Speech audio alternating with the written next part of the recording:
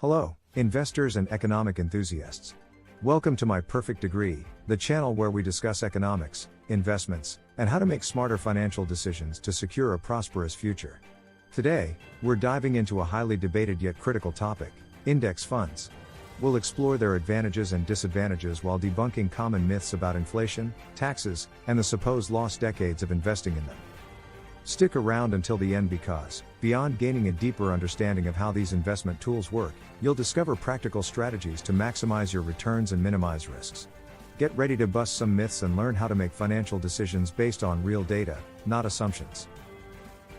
Inflation eats away at index fund profits. It's true that inflation reduces purchasing power and must be factored in when calculating the real returns of any investment. But is it as bad as critics claim? Let's turn to TI data. According to Spain's Instituto Nacional de Estadística, inflation over the last 30 years has accumulated to 79%. This equates to an average annual inflation rate of 2.1%. Now, let's compare this with the historical returns of a global index such as the MSCI World, which represents the largest companies in the developed world.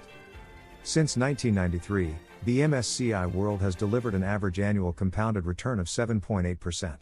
Subtracting the 2.1% inflation rate gives us a real return of 5.7%. Is this insignificant?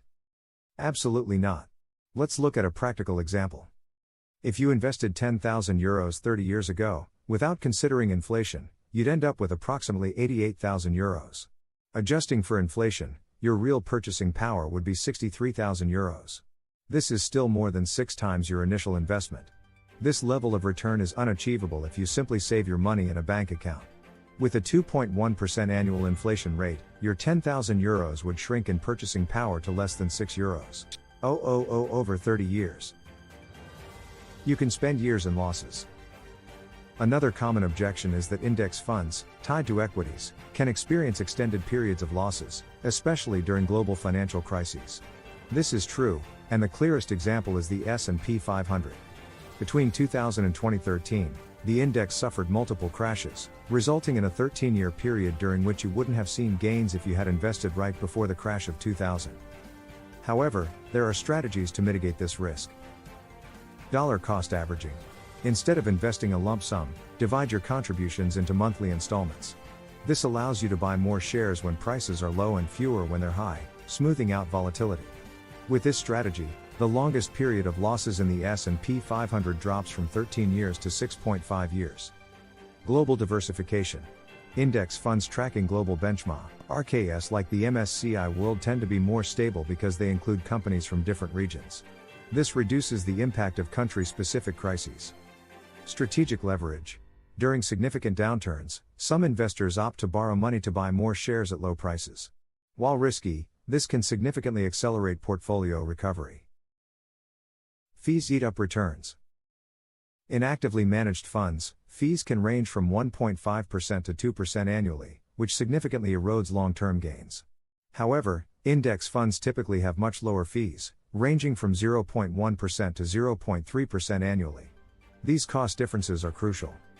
A 2% annual fee can reduce your total returns by 40% over 30 years. A 0.2% fee barely makes a dent. This is why it's important to choose regulated and transparent platforms, such as My Investor or Trade Republic in Spain, which offer access to leading index funds without hidden fees. Taxes eliminate all profits.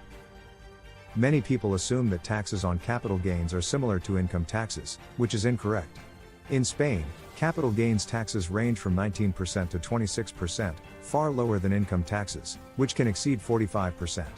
Moreover, taxes on index funds are only due when you sell, allowing your investments to grow uninterrupted. To minimize tax impact, sell only what you need. If you need €20,000, sell that amount rather than liquidating your entire portfolio. This reduces your taxable base. Asset-backed loans. You can borrow against your fund holdings. This borrowed money is not considered income and is therefore tax-free. You could also relocate to a country with more favorable tax policies, such as Portugal or Andorra, to further optimize your tax strategy. Conclusion: are index funds worth it? After analyzing the most common critiques, it's clear that while index funds aren't perfect, their benefits far outweigh their downsides. They offer a simple, diversified, and profitable way to invest for the long term.